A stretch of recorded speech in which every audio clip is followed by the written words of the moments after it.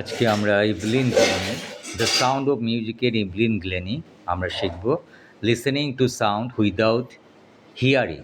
এই চ্যাপ্টারটা আমরা কিভাবে নোট করতে হবে সেটা আমরা শিখব। এখানে আমি হ্যান্ড রিটেন নোট 10টার মতো দিয়েছি, এটা তোমরা চেক করতে পারো।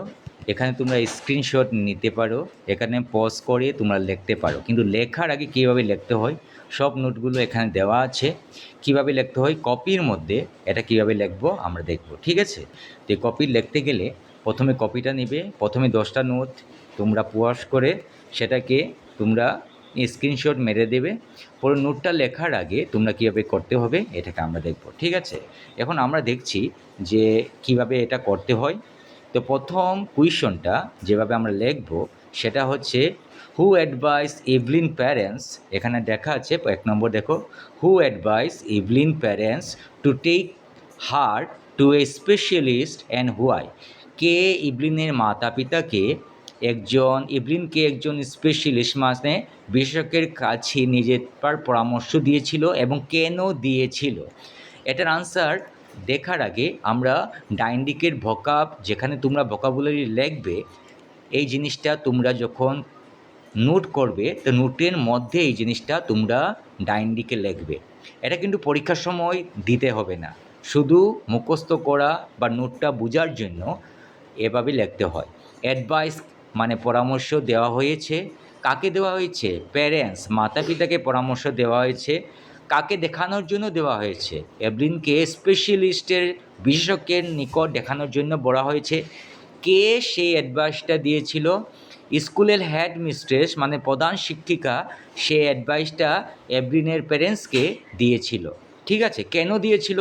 কারণ এভলিনের একাডেমিক পারফরমেন্স মানে শিক্ষাগত ফলাফল ডে বাই ডে এভলিনের একাডেমিক পারফরমেন্সটা কী হয়েছিল?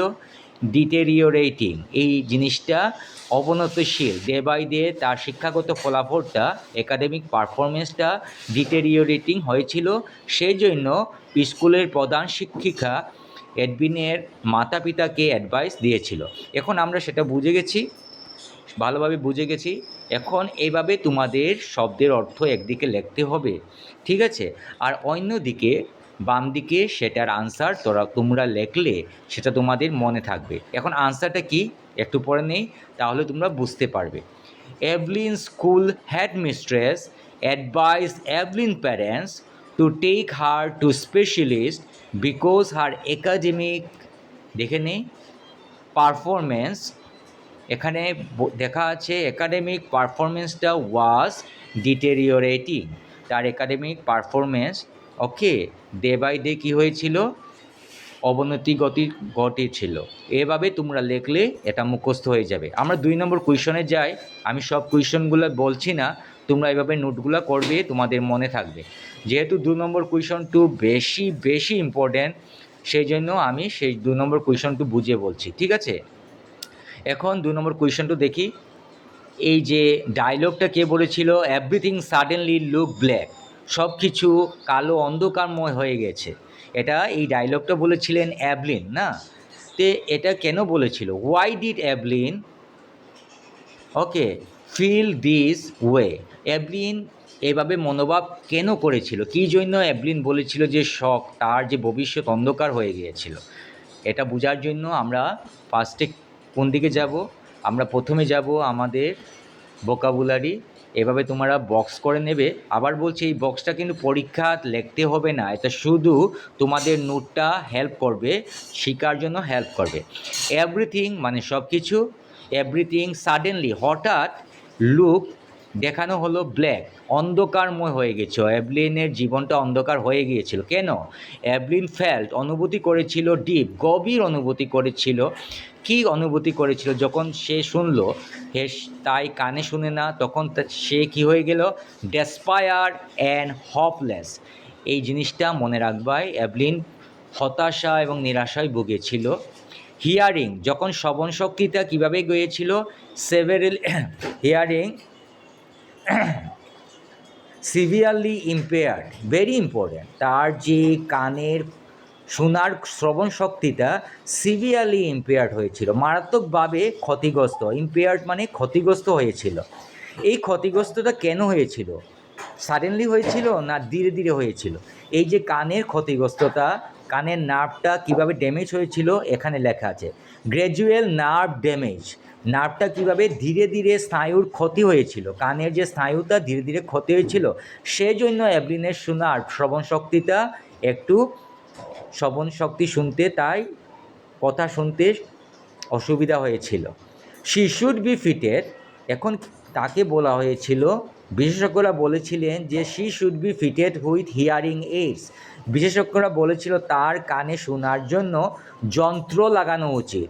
হিয়ারিং এইডস মানে কি? যন্ত্র লাগানো উচিত। এবং বিশেষজ্ঞরা বলেছিলেন যে এভলিনকে অন্য স্কুলে দিতে। কিসের স্কুলে দিতে? এখন আমরা দেখব এভলিনকে কি স্কুলে দেওয়ার জন্য এভলিনকে বলানো হয়েছিল, ভালোভাবে দেখে নাও। তো বিশেষজ্ঞরা বলেছিল যে এভলিনকে send to a deaf school, send to a school of deaf মানে বধিরদের, বধির মানে যারা কানে শোনে না, তাদের স্কুলে তাকে পাঠানো হোক। সেই জন্য এভলিনের কি হয়েছিল, খুব মন হতাশা হয়েছিল। ঠিক আছে, লাস্ট লাইনের যে লাইনটা সেটা আমি নিচে লিখেছি, এই লাইনটা খুব ইম্পর্টেন্ট, এটা লাইনটা তোমরা দেখে নাও। Then she felt her future was bleak, এখানে ব্ল্যাক না, এটা ব্লিক দেখানো হচ্ছে, dark and her dreams were shattered, তখন তার মনে হলো তার ভবিষ্যৎ ধূসর। ব্লিক মানে কি? ব্লিক মানে ধূসর হয়ে গেছে, ডার্ক মানে অন্ধকারচ্ছন্ন হয়ে গেছে, অ্যান্ড হার ড্রিমস ওয়ার স্যাটার্ড, তার স্বপ্নগুলো চূর্ণ বিচূর্ণ হয়ে গেছিল, সেই জন্য তার মন খারাপ হয়েছিল। এখন খুব ভালোভাবে আমরা এটার আনসার দেখব, ভেরি ভেরি ইম্পর্ট্যান্ট এই কোয়েশনটা, তোমরা এই কোয়েশনটা শিখলে তোমাদের ভেরি ইম্পর্ট্যান্ট, এই বছরের এই কোয়েশনটা ইম্পর্ট্যান্ট। এখন কোয়েশনটা ভালোভাবে আমরা দেখে নিই একবার। এখন দেখো, এভলিন বলেছিলেন যে এভরিথিং সাডেনলি লুক ব্ল্যাক, কেন বলেছিল? Evelyn said everything suddenly look black because she felt deep sense of despair and hopelessness, মানে তার হতাশায় বুকে ছিল যখন শুনতে পেল সে কানে শুনে না। হোয়েন এ স্পেশালিস্ট, যখন একজন বিশেষজ্ঞ, ডিসকভার ডেট হার হিয়ারিং ওয়াজ একে সিভিয়ারলি ইম্পেয়ার্ড, তার যখন শ্রবণ শক্তি ক্ষতিগ্রস্ত হয়েছে, অ্যাজ এ রিজাল্ট, কী কারণে ক্ষতিগ্রস্ত হয়েছিল? গ্র্যাজুয়াল নার্ভ ড্যামেজ, ধীরে ধীরে তার যে নার্ভটা ড্যামেজ হয়েছিল কানের।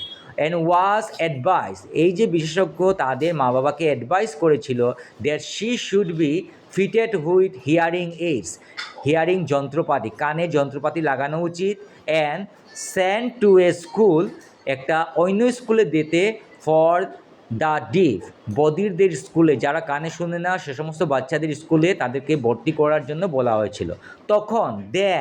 তখন শি ফেল্ট হার ফিউচার, তখন তাই ভাবেছিল যে তার ভবিষ্যৎ, ওয়াজ ব্লিক, এখানে ব্ল্যাক লেখা হয়নি, এখানে ব্লিক মানে ধূসর হয়ে গেছে, ডার্ক মানে অন্ধকারচ্ছন্ন হয়েছে, এবং হার ড্রিমস ওয়ার শ্যাটার্ড, তার এমন লেগেছিল যে তার ড্রিম মানে তার স্বপ্ন, স্যাটার্ড মানে চূর্ণ বিচ্ছিন্ন হয়ে গেছে।